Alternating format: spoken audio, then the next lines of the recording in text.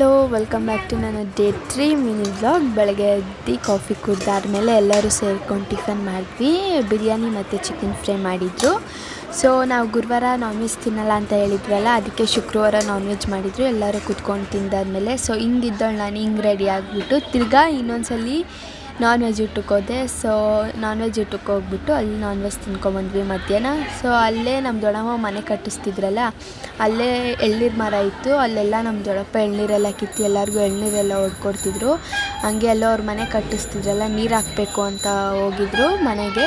So ಅದೆಲ್ಲ ಆದಮೇಲೆ ಅಲ್ಲೆಲ್ಲ ಕುತ್ಕೊಂಡು ಎಳ್ನೀರು ಕುತ್ಕೊಂಡಿದ್ವಿ. ಅದಾದಮೇಲೆ ನಮ್ಮ ದೊಡ್ಡಪ್ಪ ನೋಡಿ ಐಸ್ಲ್ಯಾಂಡ್ಗೋಸ್ಕರ ಎಲ್ಲಿ ಮೇಲೆ ಹತ್ತಿದ್ದಾರೆ, ನಾನು ಕೇಳಿದೆ ಅಂತ. ಸೊ ಮೇಲೆ ಹತ್ತಿ ಎಲ್ಲ ಮನೆ ನೋಡಿಕೊಂಡು ಸೀದಾ ಬಂದ್ವಿ. ಸೊ ಎಷ್ಟು ಸಖತ್ತಾಗಿ ಕಟ್ಟಿದ್ದಾರೆ ಮನೆ ಅಂತ, ಸೋ ಎಕ್ಸೈಟಿಂಗ್. ಇನ್ನು ಫಿನಿಶ್ ಆದಮೇಲೆ ಇನ್ನೂ ಚೆನ್ನಾಗಿ ಬರುತ್ತೆ, ಅದನ್ನು ವ್ಲಾಗ್ ಮಾಡಾಕ್ತೀನಿ ನಾನು. ಸೊ ಹೋಮ್ ಟೂರ್ ಮಾಡಾಕ್ತೀನಿ. ಅದಾದಮೇಲೆ ಎಲ್ಲರೂ ಟಂಪೆ ಡ್ಯಾನ್ಸ್ ಹಾಕ್ತೀವಿ, ಹೆಂಗಿದೆ ಅಂತ ನೋಡ್ತೀನಿ.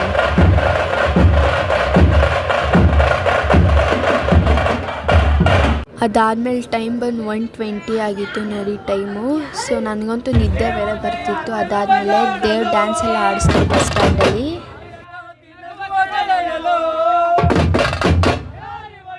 ಎಲ್ಲ ಡ್ಯಾನ್ಸ್ ಎಲ್ಲ ಆಡಿ ಸಾಂಗ್ ಎಲ್ಲ ಆಡಿದ್ಮೇಲೆ ಇವ್ರಿಗಂತೂ ದೇವ್ರು ತಿರ್ಗಾ ದೇವ್ರು ಬಂದುಬಿಟ್ಟು ಮೈ ಮೇಲೆ.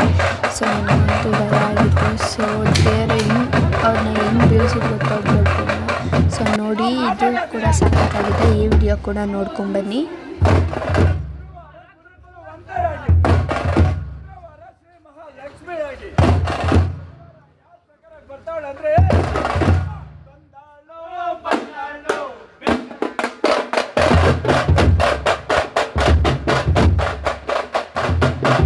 ದೇವರೆಲ್ಲ ಸಖತ್ತಾಗಿ ಡ್ಯಾನ್ಸ್ ಆಯಿತು. ಸೊ ಈ ವ್ಲಾಗ್ ನಿಮ್ಗೆ ಇಷ್ಟ ಆಗಿದ್ದರೆ ಒಂದು ಲೈಕ್ ಮಾಡಿ, ಶೇರ್ ಮಾಡಿ, ಹಾಗೆ ಸಬ್ಸ್ಕ್ರೈಬ್ ಮಾಡಿ.